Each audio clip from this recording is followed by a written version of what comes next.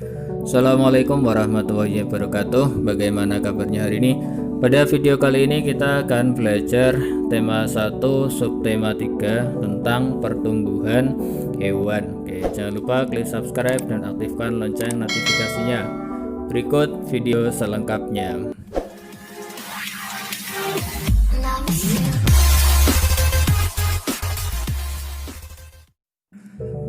Baik, yang pertama kita akan belajar bahasa Indonesia. Kita belajar tentang ciri-ciri hewan. Di subtema sebelumnya kalian sudah belajar tentang ciri-ciri makhluk hidup. Hari ini kita khusus belajar tentang hewan. Hewan yang pertama kita pelajari adalah tentang ayam. Ya, bagaimana suara ayam? Oh ya, kok kok kok. Ayam berkembang biak dengan cara bertelur. Kalian pasti sudah tahu ya, salah satu ciri-ciri ayam itu bertelur. Kemudian kaki ayam itu berbentuk seperti cakar yang berfungsi untuk mengorek tanah untuk mencari makanan. Jadi jangan heran kalau kalian melihat ayam itu sukanya ngorek-ngorek tanah, ya kan, untuk mencari makanan, mencari cacing dan sebagainya. Kemudian paruh ayam berbentuk lancip yang digunakan untuk memakan biji-bijian, ya. Ayam itu kan makanannya ya, seperti tadi setelah mengorek-ngorek tanah mendapatkan makanan, kemudian lalu dicucuk-cucuk, ya kan, dimakan makanannya seperti biji-bijian, cacing dan lain sebagainya ya, seperti yang ada pada gambar tersebut itu. Oke, selanjutnya adalah hewan bebek ya, kalian pasti sudah pernah lihat semua hewan bebek kan. Hewan bebek sedikit berbeda dengan ayam. Pertama, pada paruhnya, paruh bebek berbentuk lebar.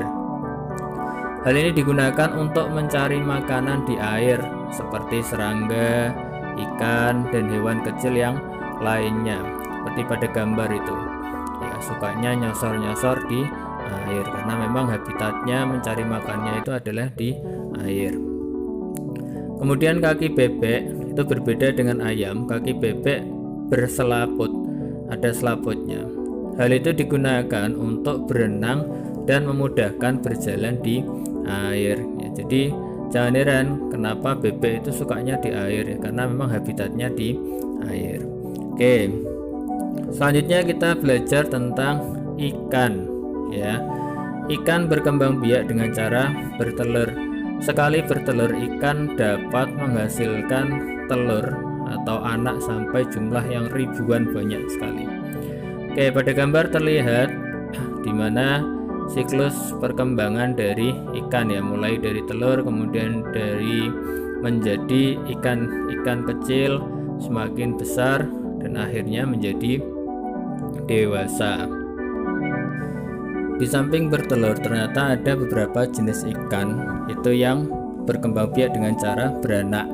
Seperti contohnya hewan paus, ikan paus, dan juga ikan lumba-lumba. Meskipun dia masuk ke dalam jenis ikan, tapi dia masuk dalam kategori mamalia. Nanti kalian di kelas 5 akan belajar tentang apa itu hewan mamalia. Jadi meskipun hidupnya di air, dia berkembang biak dengan cara beranak, bukan bertelur seperti ikan pada lainnya.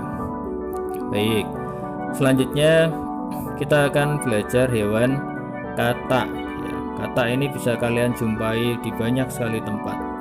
Katak berkembang biak dengan cara bertelur juga. Sekali bertelur, katak itu sangat banyak sekali ya. Telur katak itu seperti yang ada pada gambar tersebut bagi kalian yang belum pernah lihat. Kemudian telur-telur itu nanti akan menetas, kemudian menjadi kecebong ya, kecebong itu bentuknya seperti pada gambar tersebut. Setelah itu kecebong bertambah besar menjadi katak yang berekor. Dia sudah mulai membentuk seperti katak, hanya dia masih mempunyai ekor. Kemudian nanti ekornya akan lama-kelamaan menghilang. Akhirnya jadilah katak dewasa. Katak dewasa ini akan lebih banyak menghabiskan waktunya di daratan, berbeda dengan ketika masih kecebong.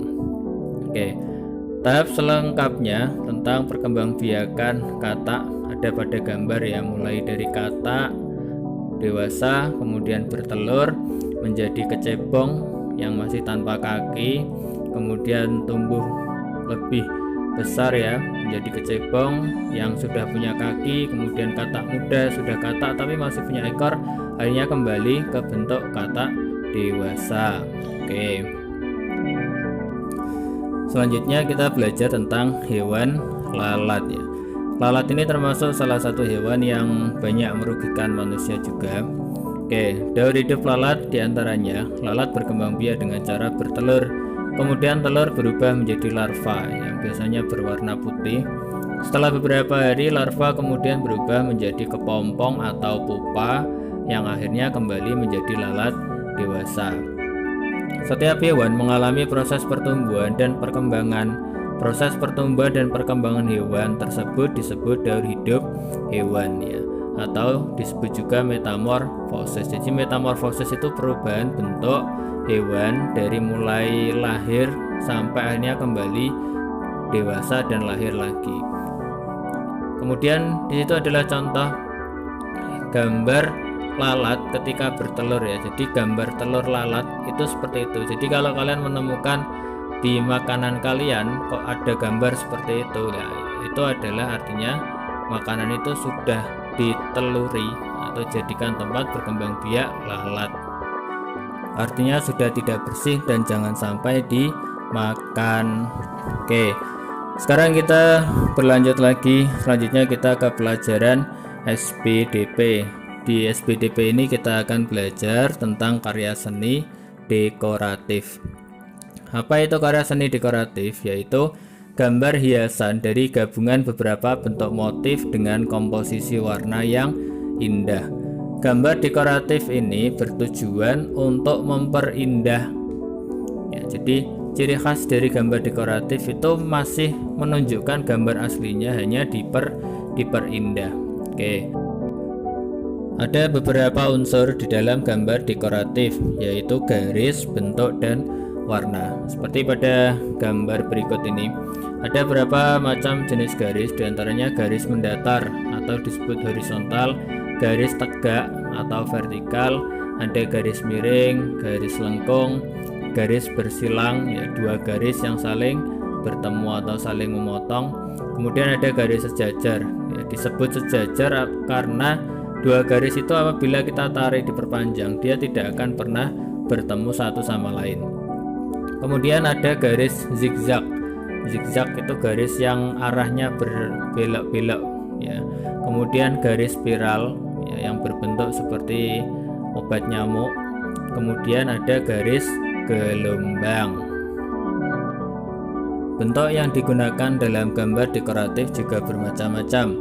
Ada bentuk persegi panjang, persegi, lingkaran, segitiga, trapesium, jajar genjang, belah ketupat, dan layang-layang. Unsur yang lainnya yaitu warna. Warna terdiri atas warna primer dan warna sekunder. Warna primer adalah warna dasar dari warna lain seperti pada gambar, yaitu warna merah, kuning, dan biru. Sedangkan warna sekunder adalah warna yang dihasilkan dari campuran dua warna primer. Maksudnya warna primer. Warna sekunder contohnya yaitu merah. Jika dicampur dengan kuning maka akan menghasilkan warna orange. Kemudian warna kuning ketika kita campur dengan warna biru akan menghasilkan warna hijau. Warna biru kita campur dengan warna merah akan menghasilkan warna ungu. Masih banyak lagi variasi pencampuran dari warna-warna itu ya. Karena warna itu kan ada banyak sekali, tapi yang primer hanya 3 tadi, yaitu warna merah, kuning, dan biru. Selebihnya adalah disebut sebagai warna sekunder, yaitu pencampuran dari warna primer. Oke, selanjutnya adalah beberapa contoh dari gambar dekoratif.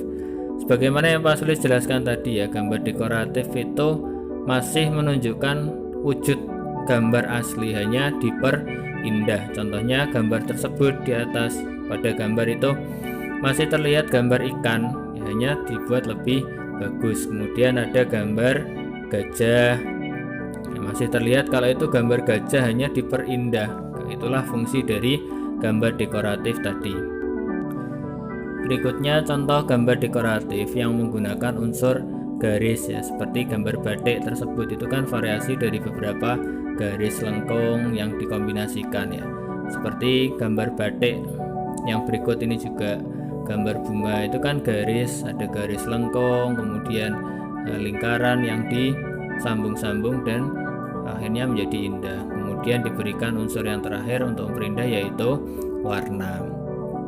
Oke, selanjutnya kita belajar tentang PPKN ya. PPKN di sini kita akan belajar tentang persatuan ya. Persatuan ini adalah pengamalan dari Pancasila sila ketiga ya, yang berbunyi Persatuan Indonesia. Salah satunya dapat diwujudkan dalam kegiatan gotong royong dan lain sebagainya. Selanjutnya kita belajar cara memberi atau menerima saran yang baik agar tetap menjaga persatuan dan kesatuan. Di antaranya yang pertama yaitu saat teman melakukan kesalahan, ingatkan dan berikan saran dengan santun ya, jadi tidak dengan emosi dan lain sebagainya. Yang kedua, saat kita diingatkan karena kesalahan, ucapkan terima kasih dan perbaiki kesalahan. Kemudian yang ketiga, angkat tangan sebelum menyampaikan saran atau pendapat, jadi jangan langsung menyela atau motong pembicaraan orang lain. Yang keempat, yaitu tadi jangan memotong pembicaraan orang yang sedang memberikan saran. Ketika kita bisa memberi atau menerima saran dengan baik, maka hal itu dapat mewujudkan persatuan dan kesatuan sehingga tidak menimbulkan pertengkaran dan permusuhan. Baik, sekian pembelajaran hari ini, semoga bermanfaat bagi kalian semua.